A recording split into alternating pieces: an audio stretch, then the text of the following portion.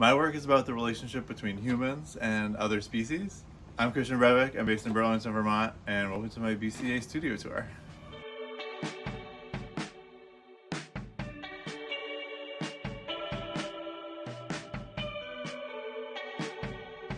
So here's my studio. So I am in the back here. We have a shared studio, so I'm part of Alchemy Jewelry Arts. So here's where I make the lanterns. You can see it's rather chaotic. We have lanterns here, which haven't been fully completed yet. Sit on that shelf. I do some of the painting and dyeing of the lanterns here. This is a hawk that I'm working on with getting the shades of red and brown. Over here is where I do some of my sewing. I've made some clothing, including having some clothing in the Art Hop fashion show, which is really fun. And back in here is sort of my workflow for where I put the lanterns together, from cutting the fabric and then coming out here and sewing them. And then over here is where I work on doing the zines. So I do the paper cut illustrations, which I can show you some of here that I do for all the zines. They're all hand cut paper illustrations. My current work is largely in three main areas. The first of which is the installations of individual whale lanterns. The second is in performances with the lanterns, included at the River Clyde pageant up in Canada in the summer.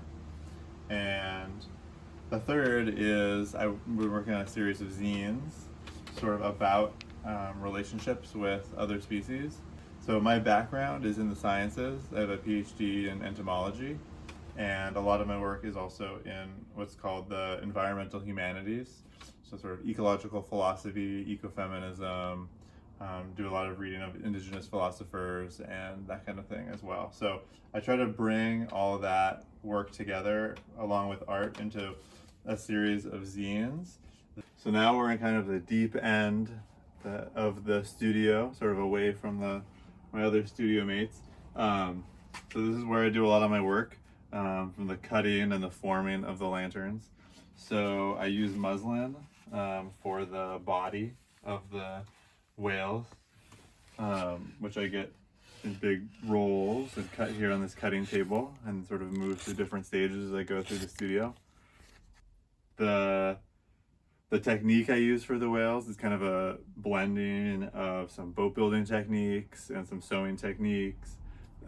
My dad was a wooden boat builder, and I learned sewing from my mom. So I really like that I'm able to bring the skills that I learned for my mom and dad into these lanterns, and sort of having those two skills historically being very gendered and bringing those together, I feel like is an important part of my work.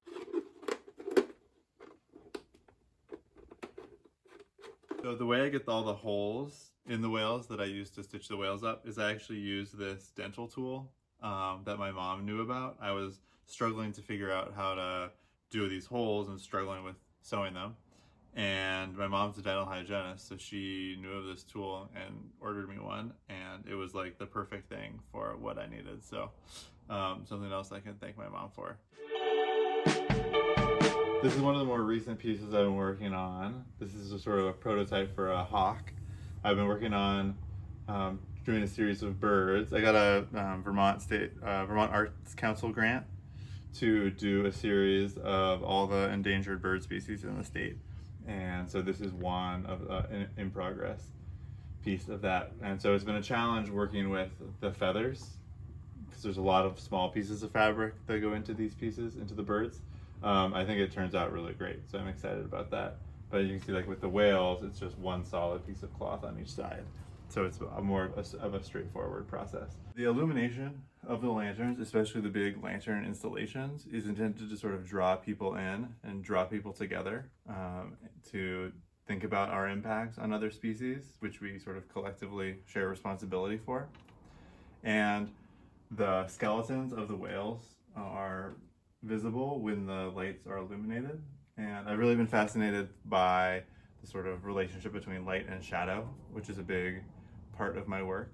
The shadow created by the skeleton of the whale is sort of represents this sort of shadow side to our relationship with other species. The death of the whales are very ghostly in that way, in that they represent that. But I try to do that in a way that's not grim or spooky or scary. The artist that is probably most inspired by is actually not a visual artist or a sculptor or anything like that, but is an author, Ursula K. Le Guin.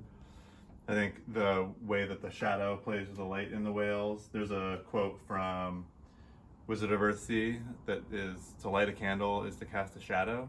And that, for me, I think about a lot as we think about illumination and brightness and light, and those are all, we often think of those as good things. But when you light a candle, or when you turn a light on, or when you create something that you think is good, there's a shadow to that.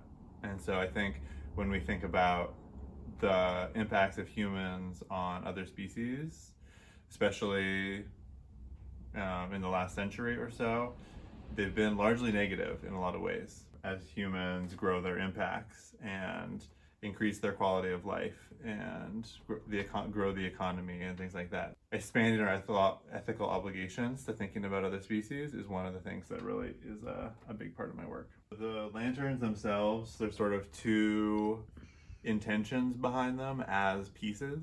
So the first intention is to encourage contemplation, especially contemplation of extinction. The other part of them is to stand as memorials in sort of preemptive memorials. Another piece of literature that I find myself being inspired by is the Christmas Carol by Charles Dickens. Well, actually, the Muppets Christmas Carol, which I think is the version that I've seen the most. There's a quote in there where Ebenezer Scrooge is encountering the ghost of Christmas yet to come, and Scrooge says, "Answer me one more question. Are these the shadows of things that will be, or are they the shadows of things that may be only? Why would you show me this if I was past all hope?" And I feel like that resonates with the whale lanterns, in that I think of the whale lanterns as, in some ways, sort of the ghost of extinction yet to come, in that they serve as kind of a warning for what's likely to happen if we don't change the way we relate to other species.